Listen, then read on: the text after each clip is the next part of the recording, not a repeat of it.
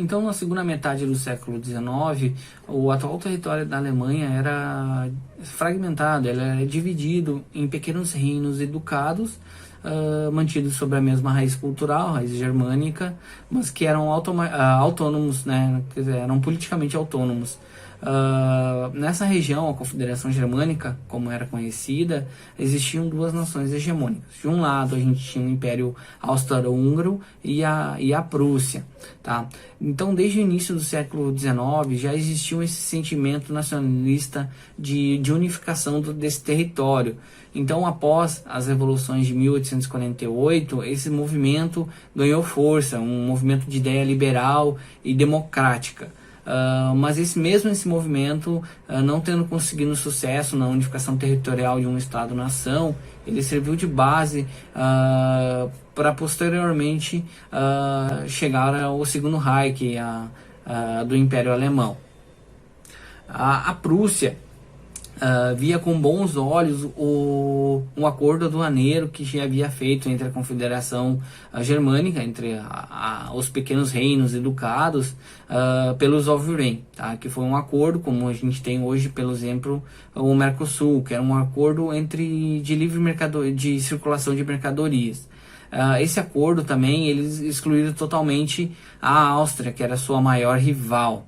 A Prússia via nesse acordo um meio de se desenvolver economicamente, e que foi muito importante para o desenvolvimento da indústria de base, que na Prússia já era bem situada e bem desenvolvida. Então, o projeto de unificação territorial alemã ganhou força a partir do ano de 1857, com a ascensão de Guilherme I ao trono do reino prussiano, após o afastamento por motivos de saúde de Frederico Guilherme IV. Então, no ano de 1862, ele nomeou von Hum como seu ministro de guerra e Otto von Bismarck como seu primeiro-ministro. Von Hum e Guilherme I tinham um ideal em comum de fortalecer o seu exército, torná-lo mais moderno. Então investiram em tecnologia militar para armamentos e equipamentos. Essas ações do governo prussiano de Guilherme I e Otto von Bismarck levaram a Prússia a ter 3 conflitos armados, 3 guerras num período de 7 anos. Foram elas a Guerra dos Ducados, travada contra a Dinamarca no ano de 1864, a Guerra Austro-Prussiana, que ocorreu no ano de 1866, e a Guerra Franco-Prussiana, que ocorreu entre os anos de 1870 ao início do ano de 1871. Então vamos começar com a primeira, que era a Guerra dos Ducados. A Guerra dos Ducados, então, como já havia mencionado antes, aconteceu no ano de 1864, que foi uma ambição da Prússia em anexar 2 ducados da Dinamarca.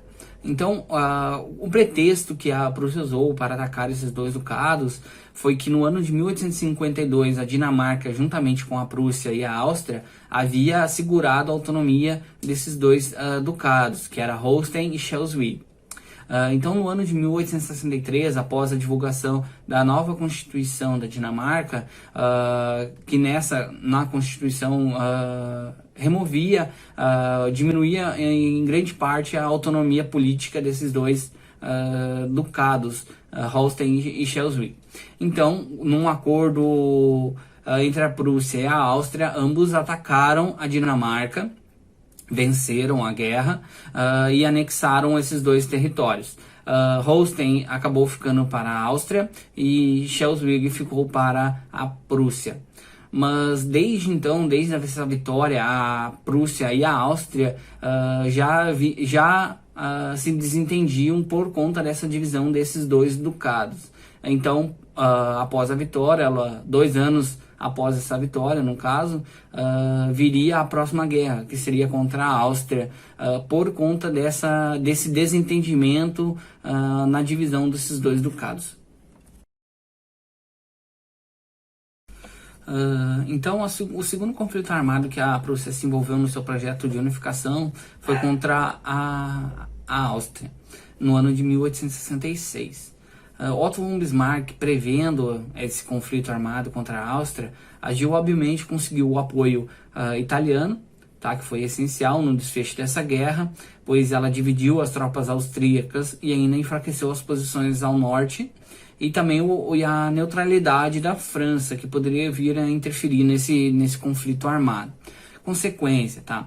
A Prússia conseguiu anexar o território que eles haviam conquistado juntos, o Ducado de Holstein, e também anexou os territórios que haviam apoiado a Áustria na guerra contra a Prússia.